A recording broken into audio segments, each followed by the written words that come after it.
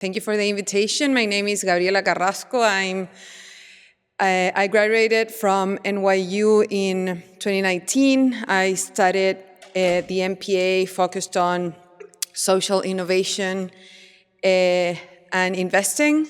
Back then, I was in the second cohort, I feel, of that program. And I decided to start to study at NYU that specific program because I had started in Chile 5 years before that, the first social innovation lab within a university in the country. I have been working in social innovation for around 5 years, and at that point I thought I'm ready for the next step and trying to understand how not only innovation but investing could be useful for moving forward some of the best solutions around not only Chile in that point, but Latin America also. So I decided to come to Wagner on 2017.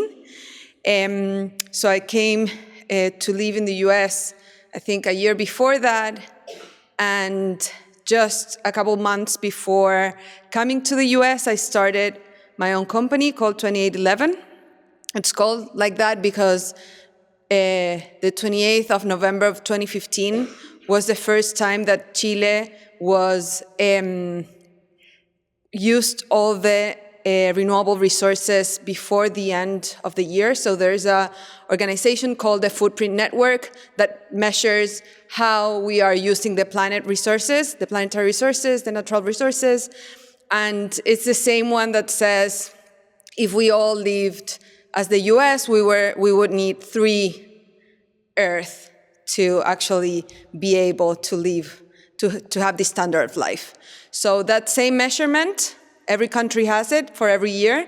And the first time that Chile was like in depth in terms of sustainability was in 2015. And that was like actually really important for me and my co-founder at that point. We thought like, okay, there's an opportunity here to actually make something different. So in 2016, we started this company, and in 2017, I decided to come to study to NYU. So first, big challenge, how to manage a company from abroad, being a student, and at the same time having projects in not only Chile, but some other countries in Latin America. So from then on, I think it has been always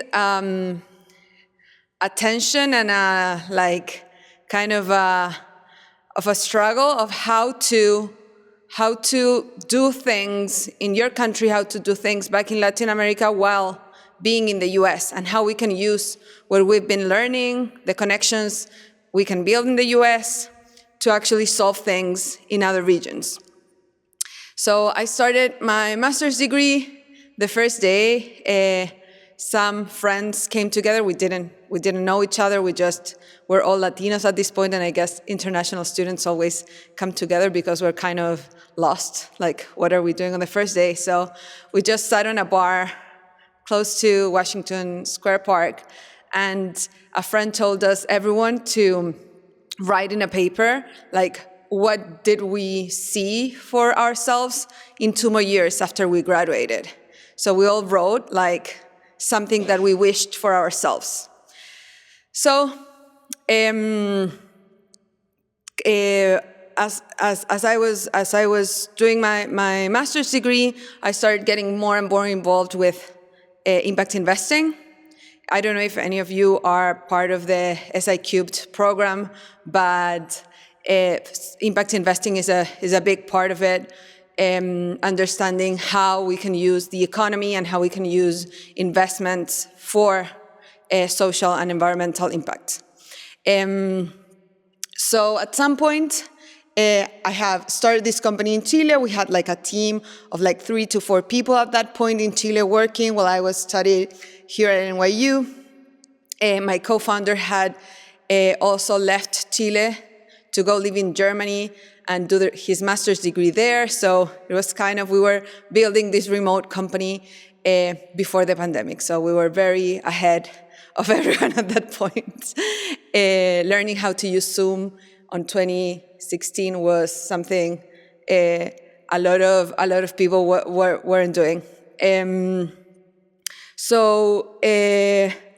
While at NYU, I met another co-founder, my friend. We started thinking about other things that we could do together.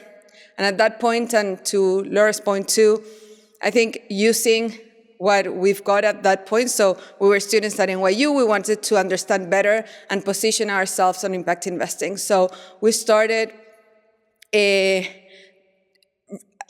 outreaching to everyone that was doing impact investing in Colombia at that point, and we did the first study in our free time. This was like after classes, on Saturdays, with other friends. We did the first study about impact investing and comprehensive study of what were all the investors doing in Colombia at that point, like what kind of companies they were investing in, what were their theses, what impact they were interested in, how were they measuring impact, etc. We started using that as a leverage point for us to come into what the ecosystem of impact investing in Colombia. So we were just students at that point, but we really wanted to make ourselves present. So Luzmi, my friend that I was doing that research with, she came back to Colombia and she co-founded 2811 in Colombia. That was 2019 when we finished our master's degree. And now 2811 wasn't only a Chilean company, but it was also a Colombian company. So we had a team in Chile, we had a team in Colombia at that point. We had a team in Germany also because we were growing there, and we were building a team in New York. So being also part of using the resources we had at NYU, but also using the connections that we were building helped us grow the company from a one-country company to multi-regional company at that point. It sounds big, but the most we've been is like 35 people, but it's still a lot of people to manage. So we've been working on social innovation. We're a social innovation platform. We work mainly for Latin America, connecting it to other countries in the world. We have been working in different issues, so not only social issues, we've been working a lot around migration in Latin America. We've also been working around environmental issues, so we've been working a lot with teachers, activists, companies on how to engage with environmental issues, and we are also working on economic regeneration, so how to use the economy for solving some of the issues too. So we're always focused on solving the issues on the territories, using social innovation to solve these issues, empowering youth, empowering teachers, empowering companies to help them solve these issues that they have around. We are not experts in any specific topics. We know a lot about migration, we know a lot about environmental issues, but I'm not an expert in measuring the carbon footprint, for example, of a company, but we are the ones that come into an organization, can come into a group of people and help them figure out with the capabilities that we all have together to actually solve those issues. So actually a year and a half ago, me and one of my co-founders were thinking okay, we've done this for a long time. We have been working with different organizations in the region. We know there's still a gap. So there are some investors that are interested in investing in climate in the region. There are some startups that are starting to do stuff around environment in the region too. But we still need much more. Latin America has 40% of the biodiversity of the world. We have huge reserves of all sorts of natural resources.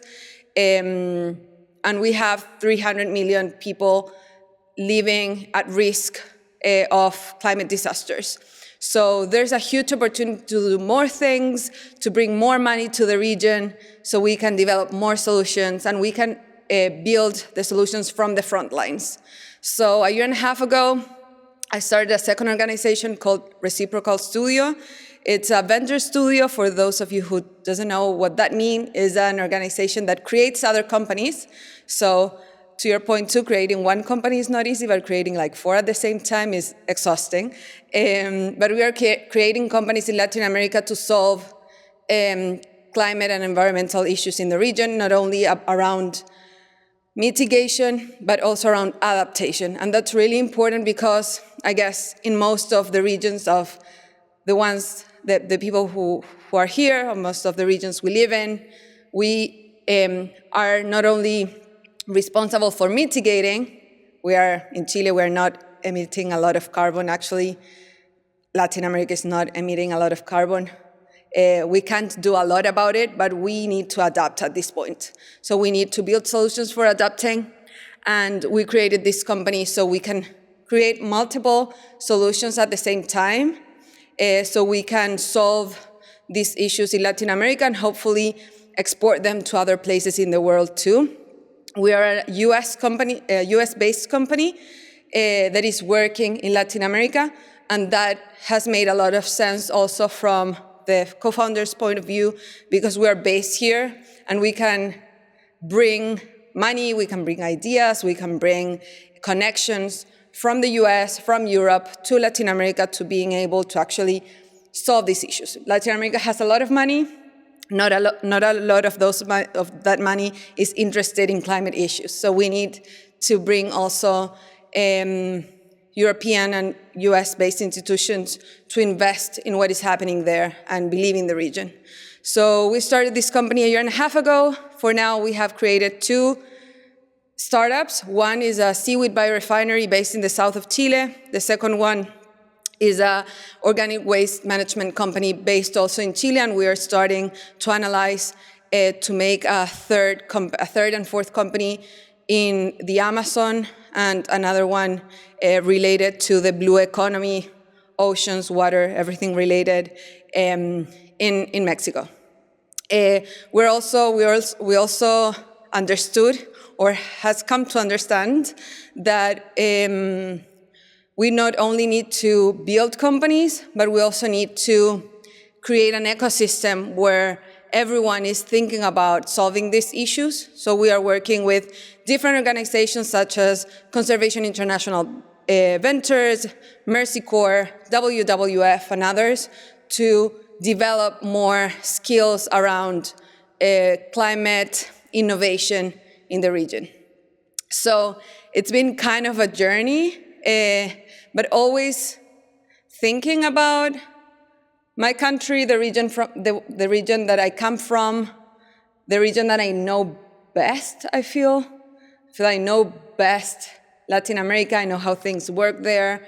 I know the issues there.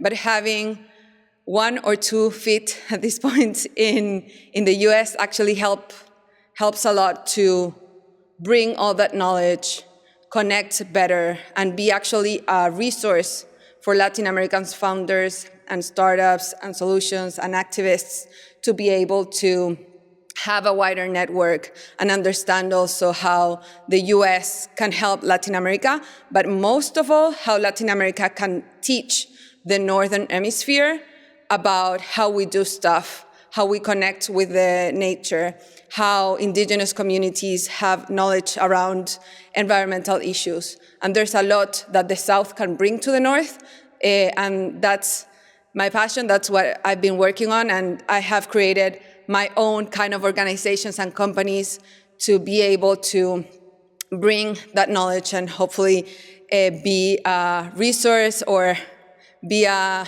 small resource for solving these issues around the globe. So yeah, I think that's it. Thank you.